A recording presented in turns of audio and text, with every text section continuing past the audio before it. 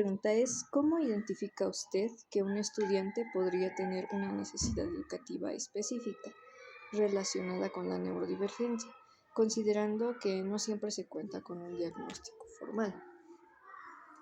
Por el comportamiento en sala.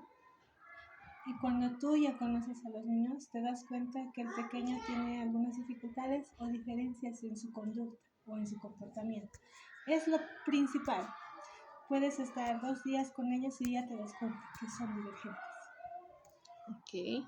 La segunda pregunta sería, ¿podría describirme alguna estrategia o adaptación que haya implementado en el aula para apoyar a un estudiante neurodivergente? ¿Y qué resultados ha obtenido en el caso de haberlo usado? Cada niño es diferente. No puedes solo trabajar con uno. En este caso hemos tratado de hacer, dependiendo de la edad, nos permiten, por ejemplo, en prekinder hacer más actividades sensoriales, motrices. Ya entrando a kinder, los preparas para que vayan conociendo las letras. Entonces debes buscar, por ejemplo, este año usé el de boquitas, ¿no? El abecedario de boquitas, el deletreo de boquitas. El que me ha funcionado más es el método Teach, de lectura para conducta, para ejercicios, matemáticas. Entonces, dependiendo de la gravedad, tú presentas una estrategia, un método de trabajo, y si no te funciona, uno debe ir modificando a la necesidad del niño. Eso es lo que hemos ido trabajando. Ahora, ¿cómo nos ha ido? Cuando hay una constancia, se ha trabajado bien. Pero cuando el papá no apoya, no te ayuda a poder trabajar, es difícil para el niño. No se adapta y no logra los objetivos mínimos que tengamos. Pausa. La pregunta 3 dice, ¿de qué manera adapta sus métodos de evaluación para que los estudiantes neurodivergentes puedan demostrar lo que han aprendido? ¿Encuentra barreras en el sistema de evaluación actual? ¿De cuál sistema estamos hablando? ¿De nuestro sistema o del gobierno? Del sistema del gobierno. Sí, hay dificultades porque no se los puede evaluar de manera textual. Ellos tienen que ser más oral, más demostrativo, más de presentaciones.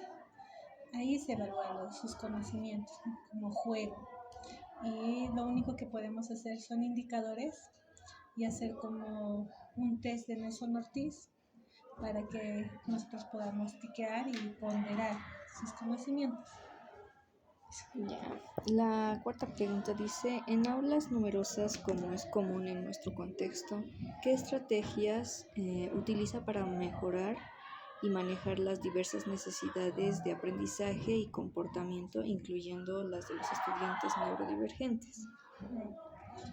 Primero hay que trabajar la manera sensorial con toditos. Eso me permite conocer en qué nivel de aprendizaje están. Y por lo general, al ser muchos, sí necesito yo dividirlos según los conocimientos, los que conocen más, los que están aprendiendo y entre ellos mismos. Hay niños que tienen más conocimientos a pesar de la diversidad que presentan. Entonces, hago, ¿no?, el ejercicio de separarles por grupos de conocimientos para que vayan a su ritmo de aprendizaje. La pregunta 5 dice, para usted, ¿qué significa el término neurodivergencia o neurodiversidad dentro de un contexto educativo? Todos los niños tienen una forma diferente de ver el mundo y que tú puedes adaptar tu método, tu estrategia de enseñanza de acuerdo al mundo que presentan ellos. Eso es para mí. Ya. La pregunta 6 dice, ¿con qué tipos de neurodivergencia se ha encontrado en su experiencia como docente? He tenido niños con síndrome de Tourette, he tenido niños con epilepsias, grado fuerte, problemas neuronales. Actualmente, en estos últimos años, he estado con niños autistas, con los 3 grados, grave, leve y moderado. Y Bueno, obviamente ya los pequeños con hiperactividad y de conducta, que entra dentro del rango normal para mí, pero estos pequeños que necesitan más atención con esos casos. Ya. Y la pregunta 7 dice, desde su perspectiva, ¿cuáles son algunas de las fortalezas o habilidades particulares que ha observado en estudiantes neurodivergentes? ¿Y cuáles son los desafíos más comunes que ellos enfrentan en un aula regular? Dependiendo de la diversidad, los niños autistas no pueden expresar sus emociones, no regulan sus emociones, les cuesta expresar lo que piensan o lo que quieren. Y al no tener un aula que te permita regular esas emociones o un material sensorial que te permita regular sus emociones, el niño se siente frustrado y está en un lugar nuevo, las nuevas rutinas, entonces se lo frustra, ¿no? Y es importante en ellos reconocer que puedes ayudarle a relajarse y a poder tener una conversación, ¿no? Eso es lo que se busca, ¿cierto? En otro caso, depende de la vivencia también que tiene en casa, sus actividades en casa que le permitan relajar. También nosotros debemos conocerlo para plantearlo también en el curso. Y así el niño se familiariza y se tranquiliza más rápido. Lo que nosotros deseamos es que expresen sus emociones, puedan sentirse acogidos, seguros en el nuevo lugar.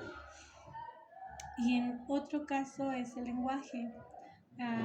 Muchas veces se limitan porque no encuentran las palabras para poder expresar. Y lo que hacemos a medida que vamos captando, hacemos los ejercicios sensoriales, la estimulación, cuentos de expresión, es ayudarles a que ellos identifiquen que todo lo que sienten, lo que ven, tiene un nombre y un significado. Y es lo que deseamos desde que los vemos y como volvemos a mantener de acuerdo al nivel que está.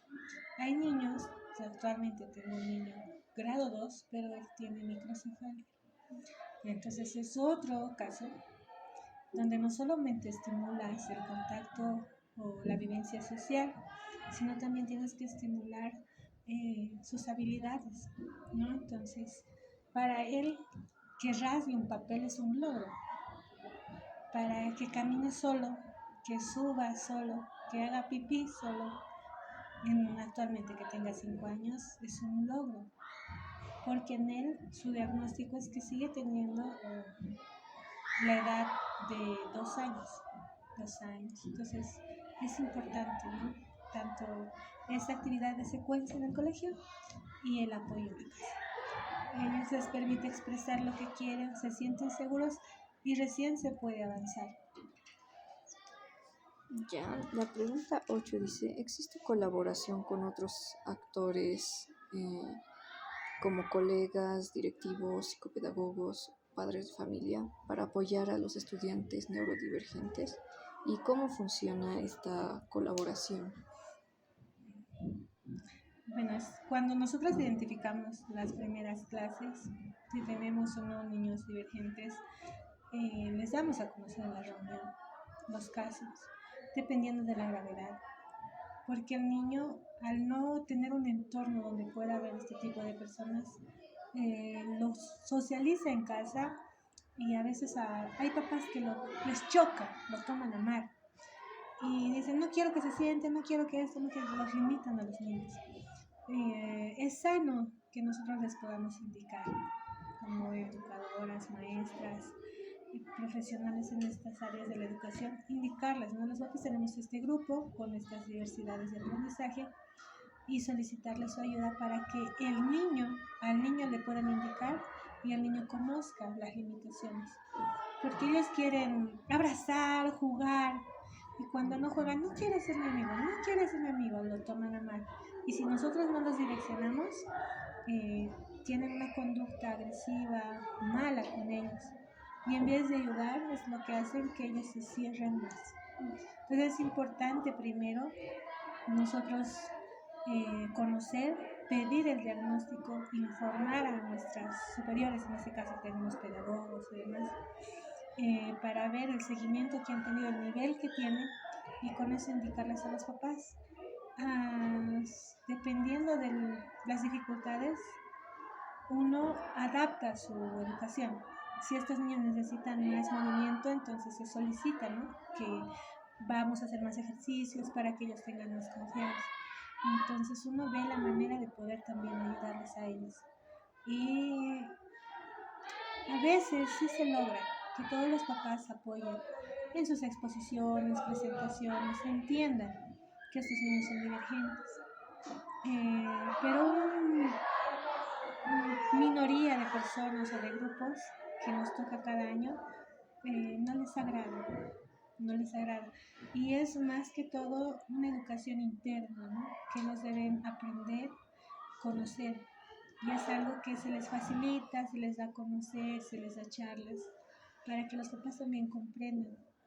Si bien no lo han vivido, puede ser por otro familiar, otra persona que van a ir aprendiendo. Y es bueno que ellos sepan, porque estos niños neurodivergentes, se podría decir que son más sensibles a tus emociones, conocen cómo te sientes. Y si tú no estás predispuesta a apoyar, ellos sienten el rechazo y te rechazan. Entonces es muy importante que tú conozcas y desde ya tengas una actitud positiva ante ellos para que ellos se den a conocer a ti. Y es lo mismo con los papás. Pueden mostrar agresividad en algún momento, pero es porque el papá no acepta o la persona mayor no acepta. Mientras más tengan abiertas las puertas ellas de las emociones, ellos se sienten a gusto. Entonces depende del grupo de papás para que se pueda hacer una ayuda al 100%. Bueno, creo que eso entraría en la pregunta 9, que dice cómo es la comunicación y el trabajo conjunto con los papás y mamás de familias de estudiantes neurodivergentes. ¿Qué desafíos y aspectos positivos destacaría de este apoyo que recibe de ellos? Primero, hay algunos papás, ¿no?, que no aceptan que su pequeño tenga una diversidad y quieren sí o sí estimularles para que estén al nivel de uno de 6 añitos, digamos, ¿no? Pero sus neuronas, su cuerpo, su misma esencia del niño no le permite, todavía no es esa etapa. Primero es un trabajo con el papá, ser claro, honesto, sin dudar y decirle. También no tampoco ser tan drástico o tosco en las palabras, sino poder modular las palabras y decirle lo que necesita el niño por esa situación que está atravesando. Cuando el papá acepta, y algunos papás ya conocen, recién tú puedes trabajar la sala. Mientras el papá no acepta, no puedes ayudarle, porque tú vas a hacer tu programa, tu actividad en sala. Y si en casa tú le pides un ejercicio, debe hacerlo, porque tú estás trabajando en esa área. Pero si el papá no lo hace, lo deja, lo abandona, solo tú te esfuerzas 4 o 5 horas máximo. Y el resto del tiempo, 12 horas que tienen los papás muchas veces, ¿qué van a hacer? Entonces es importante que el papá conozca el diagnóstico, lo acepte, lo analice, lo pueda en sí entender la dificultad que tiene el pequeño para poder relacionarse, poder realizar una actividad o poder expresar. Entonces la comunicación desde el primer momento es importante, porque así hay una ayuda idónea, ideal para el colegio y para la casa. Si el papá no acepta, tampoco estamos diciendo que sea sobreprotector, es diferente. La sobreprotección a ser un papá que ayude y pueda permitir que el niño desarrolle habilidades. Entonces hay que separar eso, ¿no? Pero es importante que el papá conozca, que el papá pueda apoyar en la casa con las rutinas y actividades para que la comunicación sea fluida y puedan ir avanzando de acuerdo a la edad cronológica que el niño tiene.